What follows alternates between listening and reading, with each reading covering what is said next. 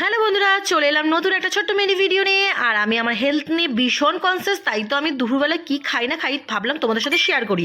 দেখো থালা ভর্তি ঘাসভুস নিয়ে চলে এসেছি। না না, শুধু ঘাসভুস না, সঙ্গে অনেক কিছুই আছে। দেখো বেবিকর্ন, কড়াইশুঁটি, গাজর, বিনস, বাঁধাকপির ভেতরের যে নরম অংশটা সেটা, আর সঙ্গে গাজর, টক দই, রসুন, ঘি সব কিছু আছে। দেখো সব কিছু সুন্দর করে কুচিয়ে নিয়েছি।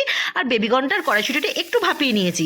তারপর কিন্তু কাঁচা সবজিগুলো সমস্তটা দিয়ে এর মধ্যে একটু ঘি দিয়েছি 1 চামচ। তারপর রসুনটাকে একটু ফ্রাই করে নিয়েছি। এর মধ্যে টক দই দিয়ে দিচ্ছি। টক দই দিয়ে ওই যে ঘিয়েতে যে রসুনটা টস্ট করে নিয়েছি, ওই রসুনটা কিন্তু আমি ছক লাগিয়ে দেবো, মানে ফোড়ন দিয়ে দিলাম। দেখতে পাচ্ছ, ফোড়নের কাজই করবে। আর ভালো করে হাত দিয়ে একদম নাড়াচাড়া নাড়াচাড়া নাড়াচাড়া করে সুন্দর করে একদম মাখো মাখো ক্রিমি একটা স্ট্রাকচার চলে এলো। দেখতেই পাচ্ছ, খুব ইয়াম্মি, খুব ডেলিশিয়াস, খুবই হেলথের জন্য উপকারিত। তোমরা যদি মনে করো তোমরা দুপুরবেলায় এরকম কোনো হেলদি একটা স্যালাড খাবে, তো তোমরা কিন্তু খেতে পারো, খুব ভালো উপকার পাবে।